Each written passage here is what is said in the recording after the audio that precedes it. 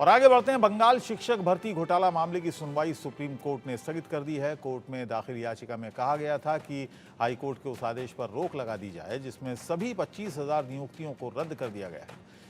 CJI Chandrachud और justice जेबी पारदीवाला और justice Manoj Mishra की अगुवाई वाली बेंच ने याचिका पर सुनवाई की। बेंच ने सभी याचिकाकर्ताओं को 2 सप्ताह के भीतर अपने काउंटर एफिडेविट दाखिल करने को कहा है। ऐसा न करने पर काउंटर एफिडेविट दाखिल करने का अधिकार समाप्त हो जाएगा। फिलहाल सुप्रीम कोर्ट ने मामले की अगली सुनवाई की तारीख तय नहीं की है। तो पूरा मामला शिक्षक भर्ती मामले में है, मामले का है जिसमें 29 अप्रैल को सुप्रीम कोर्ट ने सीबीआई जांच पर रोक लगाई थी। अब बंगाल शिक्षक भर्ती मामले में सुप्रीम कोर्ट में सुनवाई हुई है। याचिकाकर्ताओं को सुप्रीम कोर्ट ने सख्त निर्देश दिए हैं। सुप्रीम कोर्ट ने काउंटर एफिडेविट दाखिल करने के लिए समय दिया है और अगर ये समय सीमा में काउंटर एफिडेविट दाखिल नहीं कर पाए तो काउंटर एफिडेविट दाखिल करने का अधिकार इन लोगों से छिन जाएगा, याचिकाकर्ताओं से छिन जाएगा। आयुष शर्मा इस वक्त मेरे सहयोगी इंडिया न्यूज संवाददाता दिल्ली से मेरे साथ इस खबर पर बने हुए हैं। आयुष, क्या अपडेट इस खबर पर है? क्या कहा गया है याचिका में? जी देखिए, जिस प्रकार से ये पूरा मामला सुप्रीम कोर्ट में चल रहा था, सुप्रीम कोर्ट में कुछ अहम टिप्पणियां इस पूरे मामले पर की गई थी। पहली बात ये कि कोर्ट ने ये बात पूछी कि जो ओएमआर शीट नष्ट कर दी गई थी यानी जला दी गई थी, तो उसके बिना अब ये कैसे पता चल पाएगा कि आखिर जो ये घोटाला हुआ है ये कितने व्यापक स्तर पे हुआ है। दूसरी अहम बात जो कोर्ट की तरफ से आज कही गई वो ये कि क्या हम उन लोगों को सेपरेट कर सकते हैं कि जिन्होंने इस घोटाले का फायदा उठाया और वो लोग जो ईमानदारी से पेपर देकर भर्ती में सफल हुए थे। तीसरी बात जो कोर्ट ने आज बोली है वो ये है कि जो पैसे का लेन देन हुआ, जो पैसे सीबीआई ने अपने रेड में पकड़े हैं, उसमें ये कैसे पता चल पाएगा कि आखिर कौन वो लोग थे जिन्होंने पैसे दिए, जिन्होंने एग्जाम दिया, और वो कौन लोग थे जो इस फर्जीवाड़े में शामिल नहीं थे।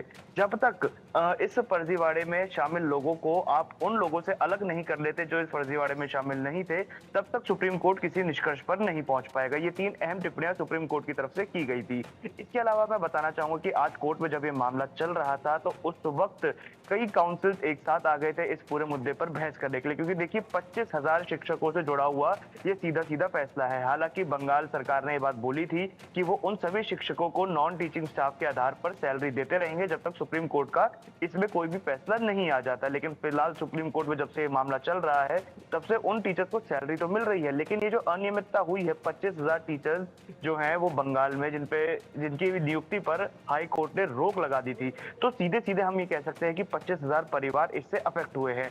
अब ये जो लोग आज सुप्रीम कोर्ट में पहुंचे थे, इन्होंने जब बहस शुरू करी तो ये बहस का स्तर इतना ज्यादा बढ़ गया कि इस मामले को फिलहाल के लिए स्थगित करना पड़ गया। हालांकि अगली सुनवाई इस पूरे मामले में कब होगी इसके बारे में कोई भी जानकारी अभी सुप्रीम कोर्ट की तरफ से नहीं दी गई है।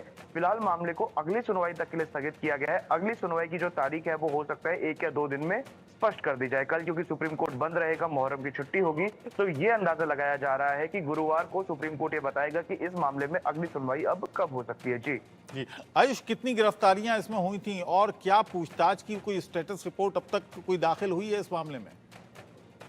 ये देखिए, इस मामले में कई गिरफ्तारियां हो चुकी है, जिसमें से 2 अहम गिरफ्तारी सबसे पहली जो है वो है बंगाल के शिक्षा मंत्री की, पार्थ चैटर्जी, जो इनकी गिरफ्तारी 2022 में हुई थी। लेकिन जो ये गिरफ्तारी हुई है इसके साथ जो दूसरी बड़ी गिरफ्तारी से जुड़ जाती है वो है उनकी करीबी मॉडल की गिरफ्तारी, क्योंकि जब वहां पर छापेमारी हुई, इनके घर पे छापेमारी हुई, तो करोड़ों रुपए कैश सीबीआई ने बरामद किया था। जो ये करोड़ों रुपए कैश बरामद किया गया, इसी के आधार पर यह आरोप लगा है कि नौकरी के बदले पैसे लेने का आरोप यहाँ पर शिक्षा मंत्री पे लगाया गया कि शिक्षा मंत्री ने खुद पैसे ना लेकर अपने करीबी मॉडल के घर पर उस पैसे को छुपाने का काम किया था। ये 2 बड़ी गिरफ्तारियां इस पूरे मामले में हुई है और ये अहम इसलिए भी है क्योंकि सीधा सीधा तार इनके जुड़ते हैं। जो शिक्षा मंत्री हैं उनके टेन्योर में ही ये पूरा घोटाला हुआ है, जिन पे आरोप लग रहा है कि उन्होंने पैसे लिए, पैसे के बदले नौकरियां दी। हालांकि सीबीआई को सुप्रीम कोर्ट ने साफ और स्पष्ट निर्देश दे दिया है कि आप इस पूरे मामले में कार्रवाई कीजिए, आपको किसी से दबने की जरूरत नहीं, किसी से डरने की जरूरत नहीं है, और जो भी सीबीआई स्टेटस रिपोर्ट फाइल करेगी उसके आधार पर ही सुप्रीम कोर्ट आगे की कार्रवाई करेगा। जी